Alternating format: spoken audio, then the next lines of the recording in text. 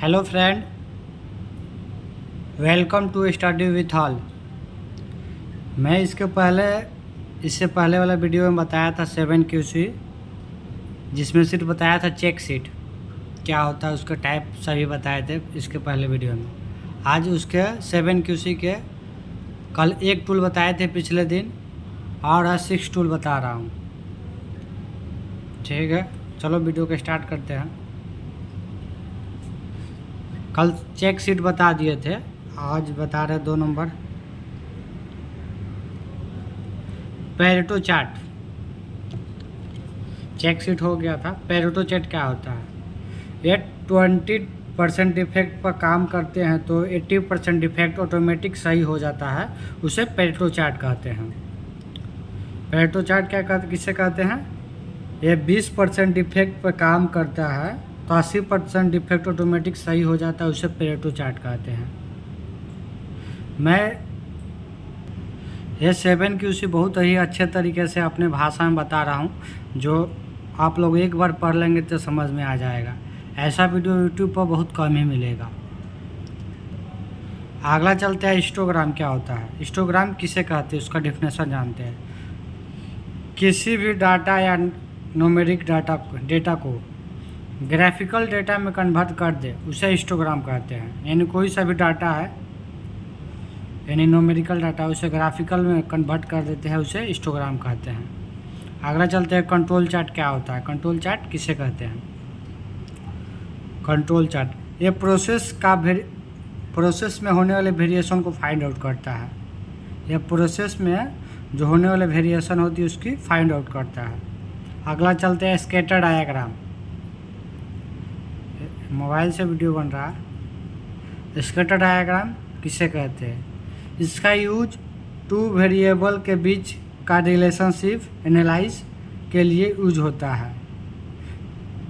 यानी ये code relation बताता है कि एक दूसरे में कितने रिलेशन हैं।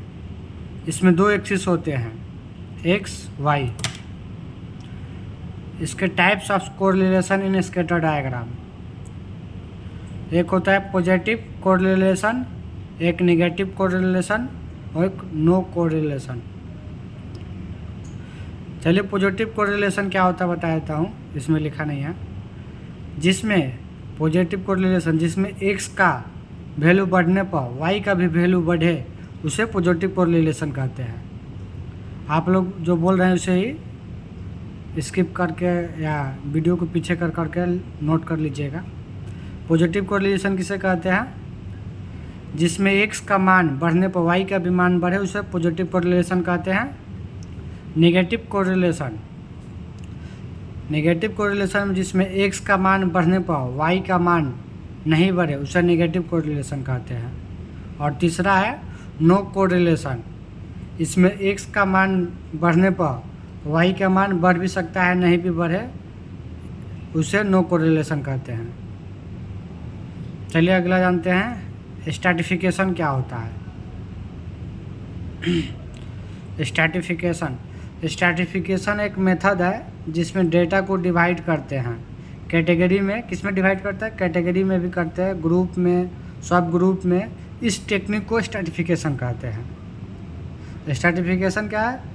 स्ट्रैटिफिकेशन एक मेथड है जिसमें डेटा को डिवाइड करते हैं कैटेगरी में, ग्रुप में, सब ग्रुप में। इस टेक्निक को स्ट्रैटिफिकेशन कहते हैं। अगला जानेंगे, कॉज एंड इफेक्ट डायग्राम। इसे फिशबोन डायग्राम भी कहते हैं और इसे कोर डायग्राम भी कहते हैं। कॉज एंड इफेक्ट डायग्राम क्यों कहते हैं ये भी जानना होगा, क्योंकि ये रूट कॉज निकालने में काम होती है। इसलिए इसे कॉज इफेक्ट डायग्राम कहते हैं। फिशबोन डायग्राम किसे कहते हैं? क्योंकि ये फिशबोन डायग्राम फिश मछली के जैसे इसका डायग्राम होता है, इसलिए फिशबोन डायग्राम कहते हैं। स्क्वायर डायग्राम क्यों कहते हैं? क्योंकि स्क्वायर डायग्राम ये प्रोफेसर स्क्वायर ने इसको डेवलप किया था। ये तीनों सेम है, cause and effect diagram, fishbone diagram और स्क्वायर डायग्राम, तीनों नाम सेम है, एक ही है। चलिए जानते हैं कॉज एंड इफेक्ट डायग्राम किसे कहते हैं। Cause and effect diagram potential cause को पता लगाता है। बहुत सारे इंटरव्यू में पूछे जाते हैं question, cause and effect diagram क्या है, तो बहुत लोग ये भी बताए थे कि कॉज एंड इफेक्ट डायग्राम का रूट कॉज निकालने में इसका यूज करते हैं। नहीं, ये गलत हो जाएगा। Cause and effect diagram potential cause को पता लगाता है। इसका 2 रूट कॉज होता है, एक रूट कॉज, एक पोटेंशियल कॉज। ये भी जान लेते हैं रूट कॉज क्या होता है।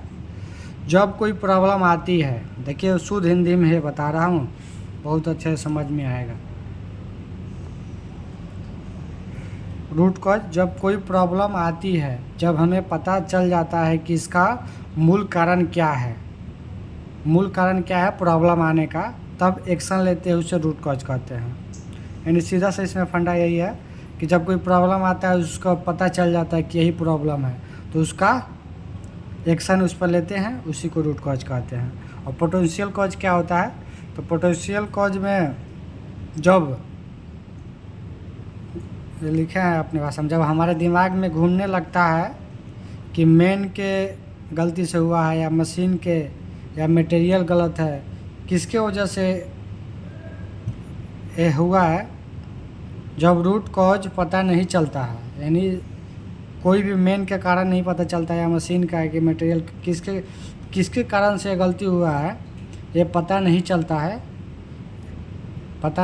है, और हम संभावना नए व्यक्त करते हैं, उसे पोटेंशियल कॉज कहते हैं। यानी संभावना व्यक्त, यानी कोई भी चीज़ पता नहीं लगा सकते। इसका सिंपल से यही मतलब है पोटेंशियल कॉज का, कि इसका मतलब कि कहाँ से प्रॉब्लम आई, ये हमें मूल कारण नहीं पता नहीं चल पाता है डायरेक्ट। यानी मैं इधर उधर 10 जगह पर यानी पता लगाते हैं कि यहाँ से हुआ है कि वहाँ से हुआ है, यानी कन्फर्मेशन कंफर्म नहीं होती है, उसे पोटेंशियल कॉज कहते हैं।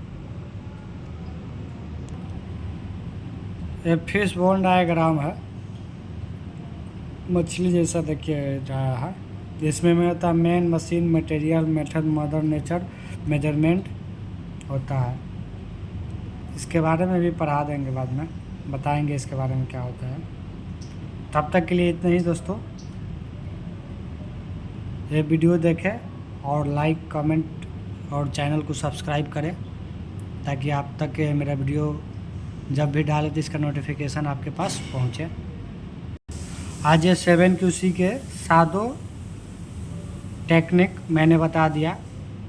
ये शुद्ध देसी भाषा में बताए हैं।